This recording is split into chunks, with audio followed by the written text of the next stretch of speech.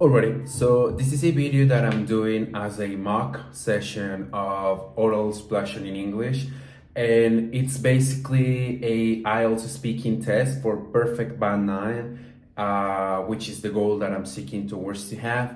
And I'm gonna practice. The first question that they asked the girl was if she works or studies, and as in my own case, I'm going to answer this question. So, action.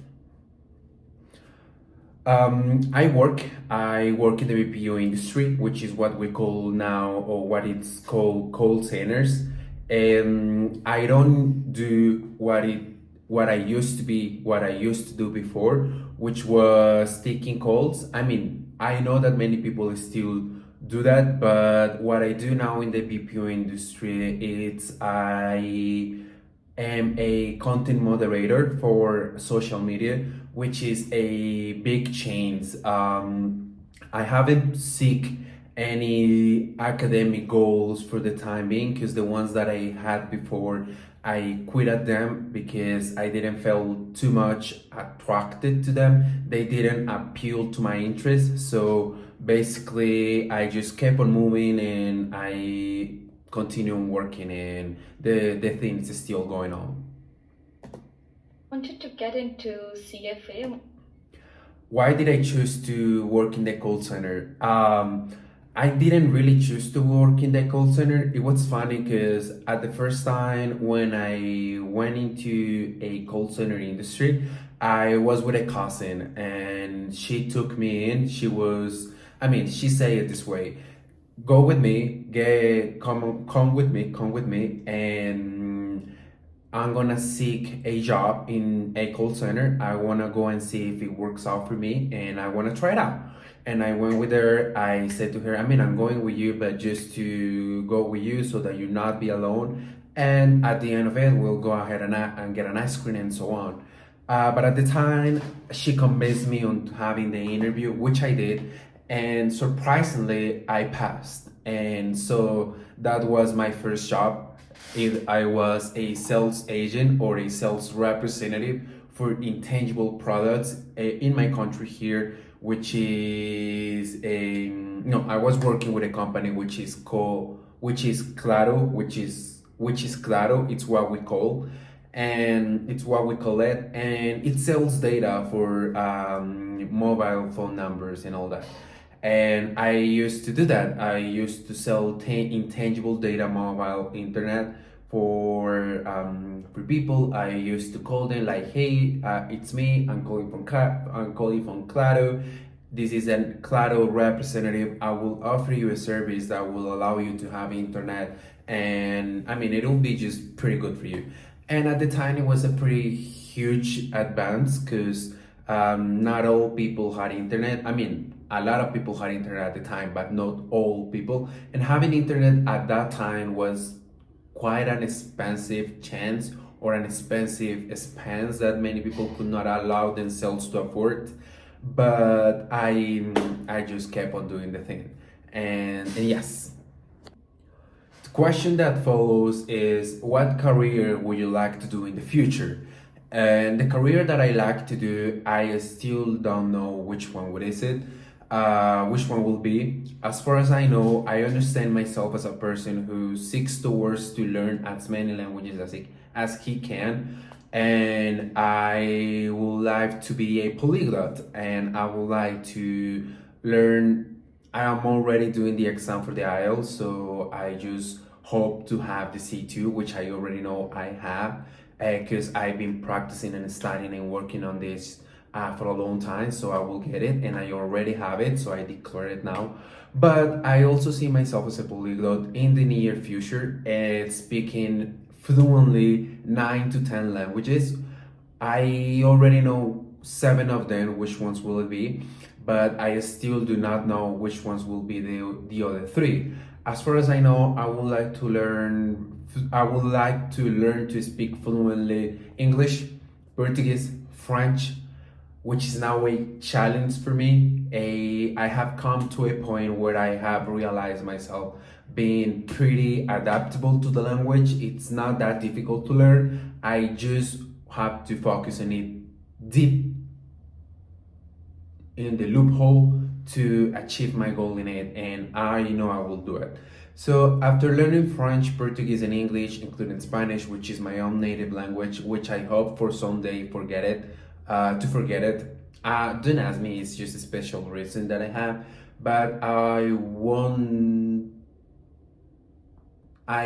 don't want to speak Spanish any longer. It seems like a weird language for me. It doesn't appeal to me. Therefore, I will continue with Arabic, Chinese.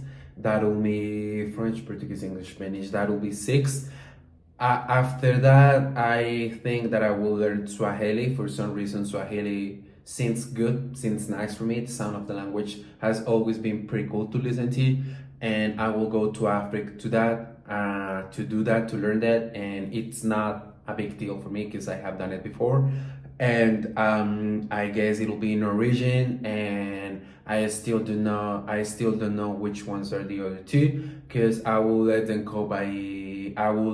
them come into my life as the other languages have come.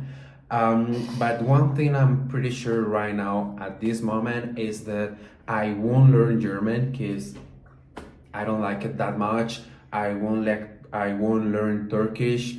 I won't learn Hindi. I won't learn Italian. I won't learn. There are some languages that I have come to listen. I have come to try them out for a few moments, for a few minutes, and I just realized that they are not just good for me. And so the career that I would like to do in the future, it'll be just to work in myself as an entrepreneur and see what is it that I can build of me as a company. I see myself as a company in process of development. I'm on a startup right now, and I'm pretty sure that in the near future, I will be a huge company with great columns that have been erected to hold a floor, two floor, three floor, four floor, five. I'm still in the row. I do not know what to answer to this question because I really don't know exactly what I'm gonna do in the future. For so long, from now. Or now, from now to now. I don't know what I'll do in the future now. It's better. The next question is, did you study history when you were in high school? And yes, I did. I actually had a teacher that was pretty cool. His name was, I don't remember his name anymore. But it was something like Luis. Doesn't seem like but it was like Luis. Let's leave it like Luis. He was pretty nice. He was pretty cool because he always started his classes by saying,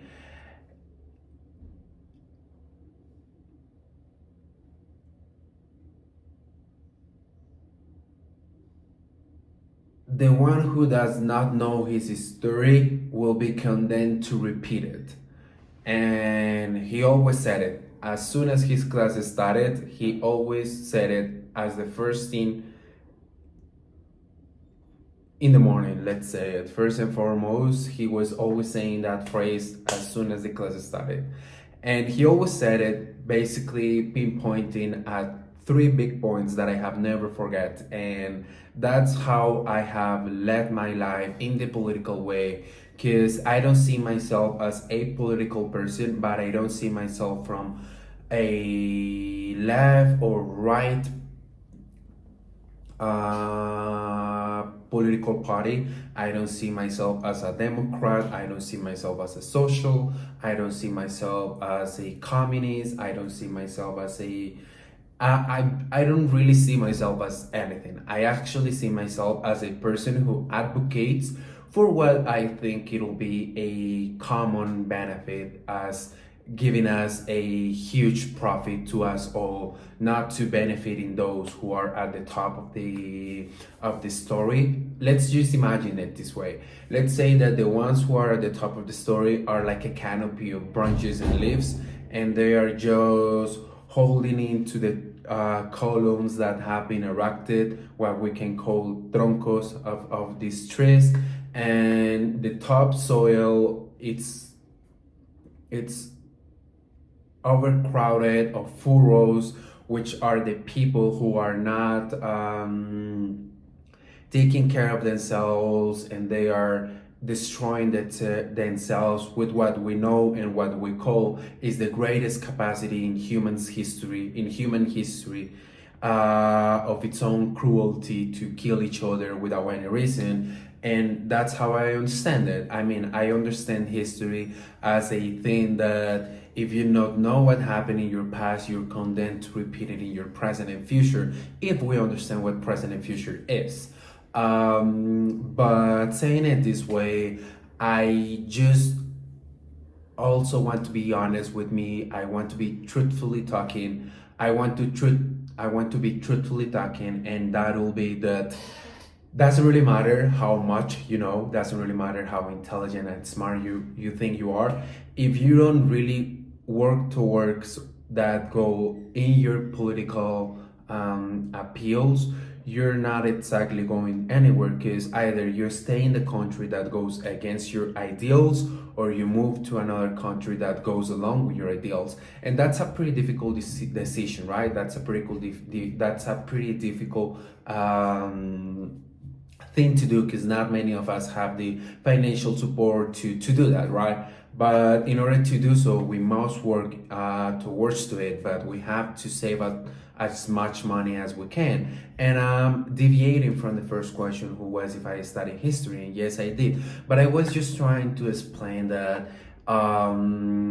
history for me is just something that, yes, of course, is the history of the mankind and the history of those before me, but it's also my own history and how I use it to understand the one that I'm living and the one that I will live. And so, yes.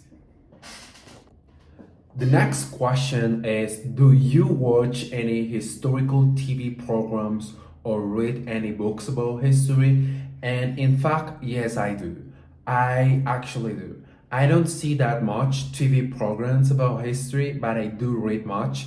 And I have read a book in English in French that is called Surfs de Dieu et des Indiens Colombiens. And that is a book that's talking about an investigation that a French guy came here to Colombia to actually, no, it's about this French guy who came here to Colombia to do a project of his own to investigate what happened to the first tribe that was here in Colombian soil, in Colombian ground or lands.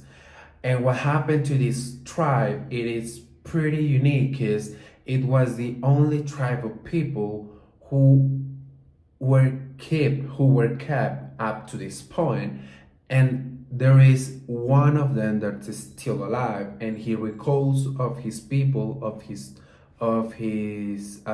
tribe, as people who was always caring about their spirituality and their, I'm inventing things right now, I don't remember that much but that's what I think I remember. But that's a book that I read. I also read journals. I love journals, but I do read them in French. Therefore, it's an ability that I want to develop in my French skills, because one of the activities that I have found most profitable for me in order to learn a language, it's reading. So when I read in a different or foreign language than my own or the ones that I already speak, it helps me a lot to understand those kind of perspectives that are out there that are not the same as mine. And I can say that nowadays I don't really have a perspective of my own, because I'm creating it, I'm building it. I have many ideas, pulling all together to one string, but they are all flying away without having much sense. And what I understand by then now is that any history or any background of history that I know it for true. I know how it works. I know what they are and what the backgrounds of those histories are.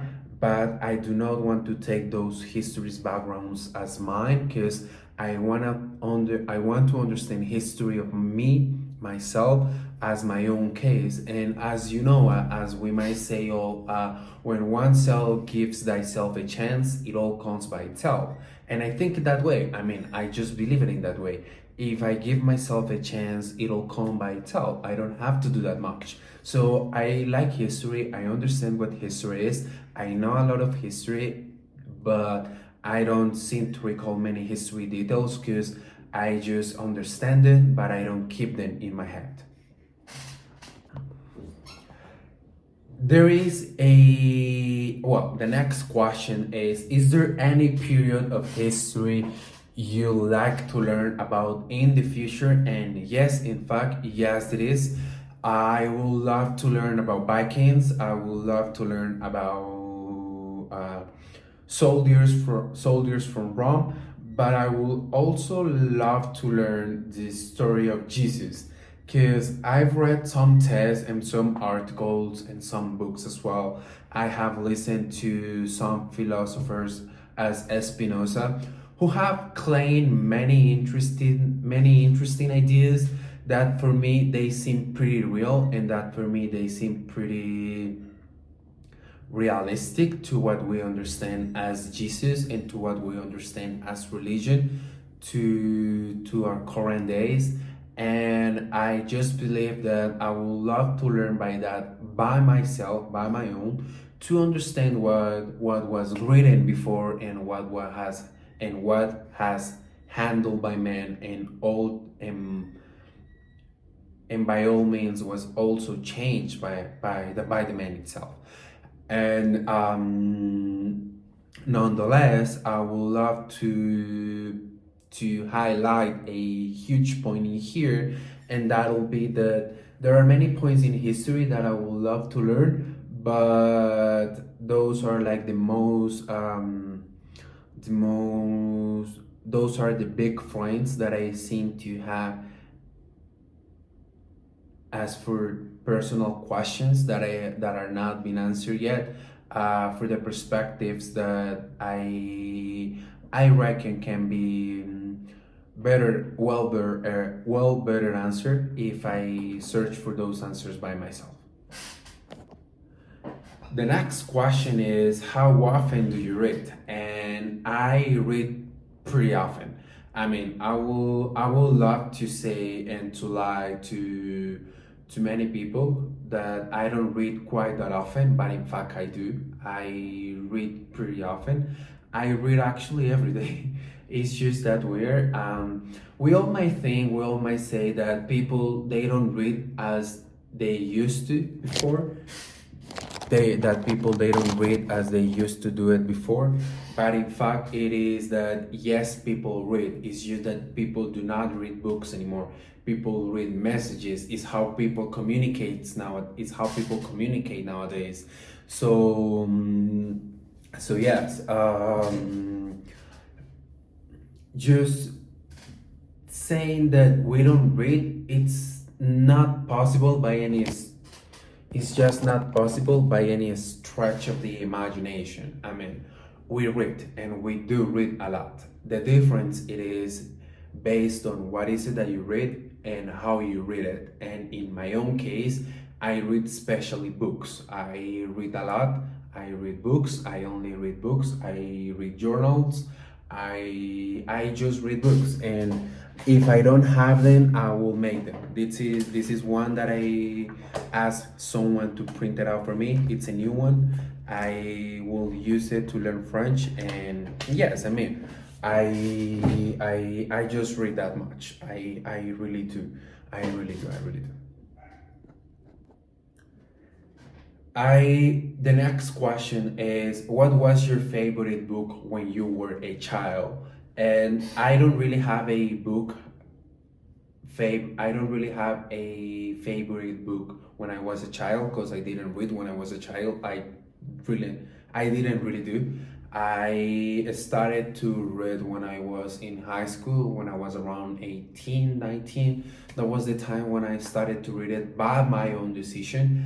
And so yes, Altogether, I will say that the first book that I read, it was when I was 16. It was Quixote, and I didn't like it, but yes. So I will finish my IELTS session for today because it's a pretty long video, and I will continue it tomorrow as part 2, part 3, and so on. So